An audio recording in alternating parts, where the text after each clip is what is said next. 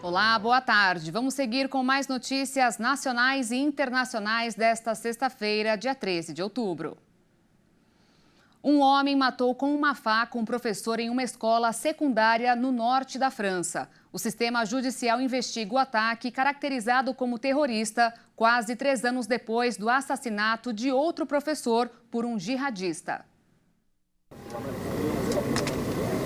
Um homem armado com uma faca matou um professor em uma escola secundária em Arras, no norte da França, nesta sexta-feira. Segundo a prefeitura da região, o autor do ataque gritou "Alá é o maior", expressão de fé usada pelos muçulmanos e pelos autores dos ataques jihadistas que abalaram o país na última década. O agressor, um jovem refugiado russo de origem chechena, foi detido pela polícia e o seu irmão foi detido perto de outro estabelecimento. A Procuradoria Nacional Antiterrorismo indicou que abriu uma investigação. Os alunos e funcionários da escola secundária foram confinados no centro e as forças de segurança isolaram a área, onde também foram destacados bombeiros e salva-vidas. 2 pessoas que não são estudantes ficaram feridas com gravidade. E as chuvas na região sul do Brasil deixaram várias cidades em estado de emergência, aumentando o número de desalojados e desabrigados.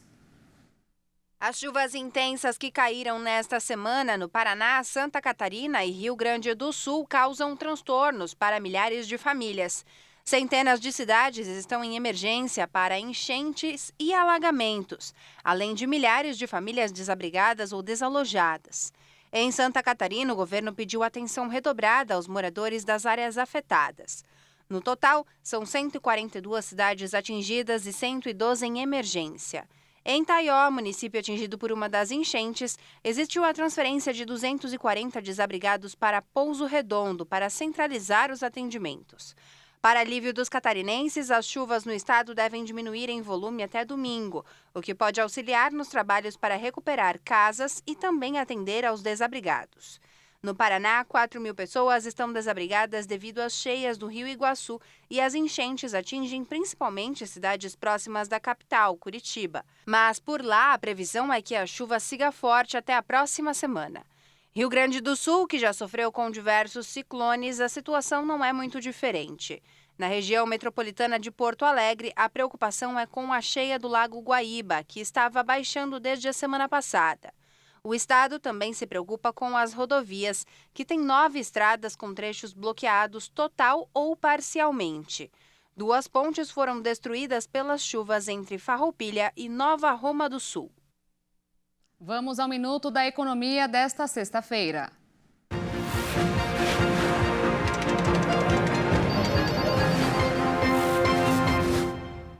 Quem recebe salário não gosta de ouvir falar sobre o imposto de renda. Mas eu preciso citar aqui o levantamento do Sindicato dos Auditores da Receita Federal, segundo o qual, se o governo fizesse a sua parte, o que significa corrigir direito às tabelas de desconto, hoje, quase 17 milhões de contribuintes não pagariam nada ao leão. Quem recebe até R$ 4.650 estaria isento. Mas todas as equipes econômicas que fizeram parte dos governos dos últimos 27 anos sempre deram um jeitinho para não perder a arrecadação.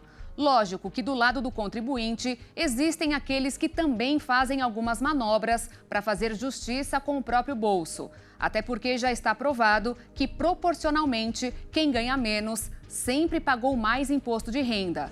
Mas tudo bem, em uma terra quase sem lei nesta questão, sobram discursos com a promessa de que tudo será ajustado. O detalhe é que se a tabela do imposto fosse corrigida corretamente, o governo perderia 108 bilhões de reais. Será que vai abrir mão de tudo isso? É esperar para ver e, enquanto isso, pagar. O número de bares e restaurantes que encerraram o mês de agosto no prejuízo cresceu 5%. De acordo com a Associação Brasileira de Bares e Restaurantes, os dados ainda mostraram que 24% das empresas ficaram no vermelho no mesmo mês. A principal razão apontada para o saldo negativo no caixa dos estabelecimentos foi a queda das vendas no mês, redução do número de clientes, dívidas e custo dos insumos. O levantamento indicou também que as empresas mais novas são as que mais operam no prejuízo. Foram reveladas no Reino Unido as novas moedas do rei Charles III, com desenhos de fauna e flora. São 8 novas moedas de 1 centavo a 2 libras, que apresentam desenhos inspirados em plantas e animais, como uma referência ao interesse do rei pela natureza e a conservação. A Royal Mint revelou 8 novos designs de moedas inspirados na flora e na fauna da Grã-Bretanha, que incluem arganaz avelã, esquilo vermelho, folha de carvalho, tetrax, papagaio do mar, salmão do Atlântico, abelhas e flores nacionais. Os designs marcantes foram vistos e aprovados pelo rei Charles III e refletem seu compromisso com a conservação e o mundo natural, bem como celebram o artesanato britânico. A Casa da Moeda Real faz moedas da Grã-Bretanha há 1.100 anos e esta coleção ocupará orgulhosamente o seu lugar entre os designs de monarcas desde Alfredo o Grande até Elizabeth II. Um padrão único de entrelaçados decora cada um dos novos designs.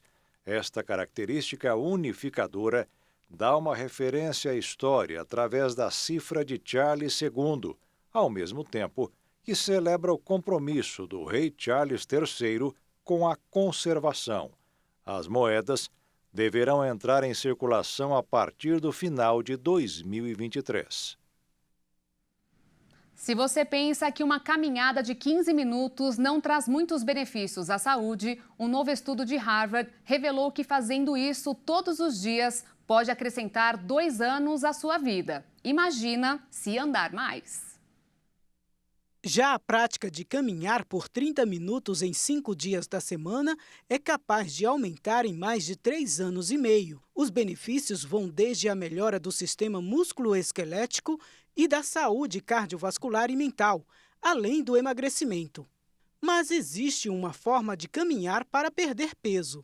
De acordo com pesquisadores da Universidade dos Estados Unidos, existem genes que predispõem os indivíduos ao ganho de peso. O estudo identificou até 32 deles.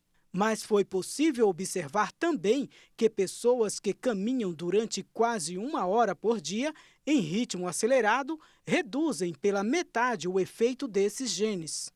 Ou seja, conseguem controlar sua predisposição a esse ganho. Já um outro estudo realizado pela Universidade de Exeter, no Reino Unido, mostrou que caminhar reduz a vontade de comer doces.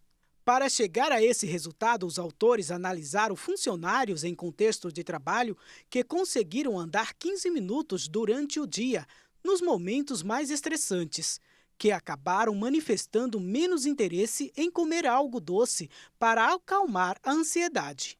Fazer uma caminhada em bom ritmo queima gordura e começa a desenvolver músculos após 20 minutos de execução, o que facilita a aceleração do metabolismo.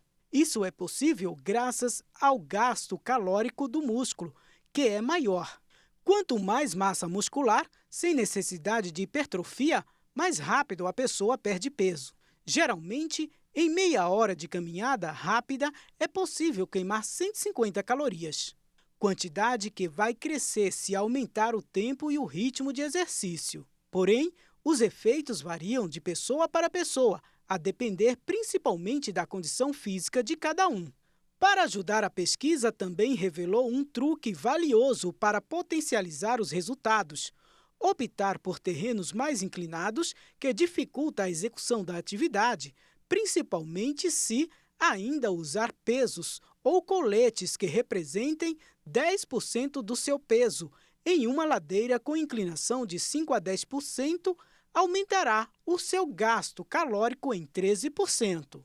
Os pesquisadores também constataram que os indivíduos que andavam em superfície plana usando um colete pesado com 15% do seu peso queimavam 12% mais calorias. Outra dica é misturar exercícios de força com flexões, agachamentos, afundo e elevação pélvica. Atividades essas que contribuem com o ganho da massa muscular e, consequentemente, com o gasto calórico, já que o músculo vai precisar de mais energia. Sem contar que caminhar rapidamente por 30 minutos após o jantar faz perder 2 vezes mais peso, especialmente a gordura abdominal. A pesquisa sugere que a refeição seja leve no mais tardar às 8 horas da noite. E agradeço a sua companhia. Mais notícias daqui a pouquinho com a Maria Alice Dias e Kleber Werneck. Eu volto ao vivo às 10 da noite ao lado de Alexandre Giaqueto no Jornal das 22 e espero por você. Desde já um excelente fim de semana. Tchau.